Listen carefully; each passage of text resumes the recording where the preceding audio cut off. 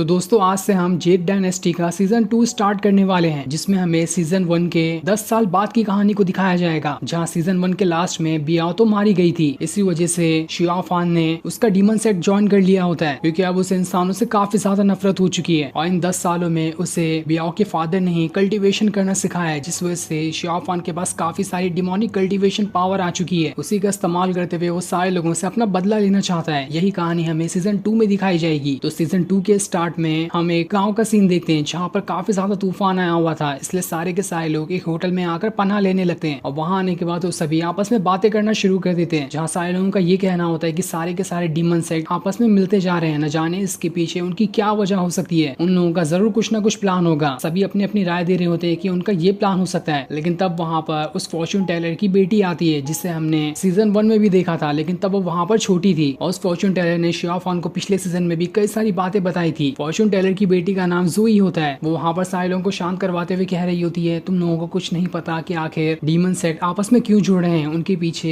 एक बहुत ही बड़ी और खास वजह है। ये सारी चीजें 10 साल पहले से शुरू हुई थी। तुम लोग नहीं जानते कि आखिर 10 साल पहले क्या हुआ था। अगर जानते होते तो तुम लोग आज ये सवाल नहीं कर रहे होते। तब वो जो फॉर्च्यून टेलर होता है उन सभी को कहानियां बताना शुरू कर देता है कि आखिर 10 साल पहले ऐसा क्या हुआ था, जिस वजह से ह्यूमन और डीमन के बीच में इतनी बड़ी फाइट छिड़ चुकी है। जहां वो इस बात से शुरू करता है कि 10 साल पहले शियाओ फान नाम का एक कमजोर डिसाइपल था, जिसे डीमन सेट की एक लड़की से प्यार हो गया था और वो दोनों काफी ज्यादा एक साथ रहने लग गए थे। साथ ही शियाओ फान के पास एक डिमोनिक पल था, जिस वजह से उसकी पावर उसके बॉडी के अंदर जा चुकी थी और इस वजह से शियाओ फान के पास कई सारी डिमोनिक कल्टीवेशन पावर आ गई थी। साथ ही उस पल की पावर उसके स्टिक में चली गई थी, जिस वजह से उसकी स्टिक इतनी ज्यादा पावरफुल थी कि उसके सामने कोई भी नहीं टिक पा रहा था। लेकिन शियाओ फान इस बात से अनजान था कि उसके पास डिमोनिक पावर है, इसलिए वो इंसानों के साथ रहता था। लेकिन कुछ टाइम बाद जब इंसानों को पता चला कि शियाओ फान डिमोनिक चीजों को कल्टीवेट करता है, तो उन सभी ने उसे अपना दुश्मन मानना शुरू कर दिया, जिस वजह से वो सभी इसके जान के दुश्मन पड़ गए। लेकिन तब उसे बचाने के लिए बियाओ आ गई, जो कि वही डीमन सेट की लड़की थी जिसे शियाओ फान पसंद करता था। और जब वो शियाओ फान को वहां पर बचाने की कोशिश कर रही थी, तो इस वजह से बीच में आने की वजह से उसकी वहां पर जान चली गई। इस चीज का सदमा शियाओ फान बर्दाश्त नहीं कर पाया। उसी के बाद से ह्यूमन और डीमन के बीच काफी जबरदस्त फाइट छिड़ चुकी है, जिस पर सारे लोग उस फॉर्च्यून टेलर से पूछ रहे होते हैं, तो अभी शियाओ फान कहाँ पर चला गया? 10 साल से तो किसी ने उसका नाम और निशान नहीं सुना है। तब पूरे के पूरे होटल के अंदर अजीब सा ऑरा फैलने लगता है, क्योंकि वहां पर तूफान सा आ रहा था और ये तूफान किसी और चीज की वजह से नहीं बल्कि शियाओ फान की वजह से ही आया होता है, क्योंकि वो उस होटल के अंदर आकर एक टेबल पे बैठ चुका था, जिसके आने से ही यहाँ पर इतना बड़ा तूफान आ गया था। क्योंकि अब शियाओ फान पिछले सीजन वाला कमजोर शियाओ फान नहीं है, उसके पास बहुत ही ज्यादा पावर आ चुकी है। अगले सीन में हम डीमन और ह्यूमन के बीच हो रही एक फाइट को देखते हैं, जहाँ पर दोनों तरफ से सभी लोग अपनी पावर का इस्तेमाल करते हुए एक दूसरे के ऊपर अटैक किए जा रहे होते हैं। और यहाँ पर ज्यादातर डीमन सेट के लोग आए हुए थे, जो सभी यहाँ पर इंसानों को खत्म किए जा रहे होते हैं। और ये सारे लोग वही होते हैं जिसे हमने पिछले सीजन में भी देखा था, जिनके साथ शियाओ फान की काफी बार फाइट हुई थी। वो लोग यहाँ पर अपनी पावर का इस्तेमाल करते हुए सारे के सारे इंसानों के ऊपर अटैक किए जा रहे होते हैं, जिस वजह से इंसानों को उनका मुकाबला करने में परेशानी हो रही थी। लेकिन तब भी इंसानों ने अपनी पावर का इस्तेमाल करते हुए वहां पर उन डीमंस का मुकाबला किया था, जिस वजह से इन दोनों की फाइट बहुत ही ज्यादा जबरदस्त चल रही होती है। दोनों तरफ से काफी ज्यादा फाइट चलते जा रही थी। ऐसा तो समझ नहीं आ रहा था कि कौन यहाँ पर जीतने वाला है और कौन यहाँ पर हारने वाला है। और ऐसी ही लड़ाई पिछले 10 सालों में कई बार हुई है। आए दिन ह्यूमन और डीमन लड़ते ही रहते हैं। इन दोनों के बीच कभी भी दोस्ती नहीं हो सकती। इसी वजह से आज भी ये दोनों यहाँ पर लड़ ही रहे होते हैं, ताकि एक दूसरे को खत्म कर सके। जिसके बाद डीमन सेट का जो एल्डर होता है, जिसका नाम तियान था, उसने वहां पर अपनी डीमन आई को समन कर लिया था, ताकि उसका इस्तेमाल करते हुए कई सारे इंसानों का यहाँ पर खात्मा कर सके। लेकिन जैसे ही वो अपनी डीमन आई का इस्तेमाल करके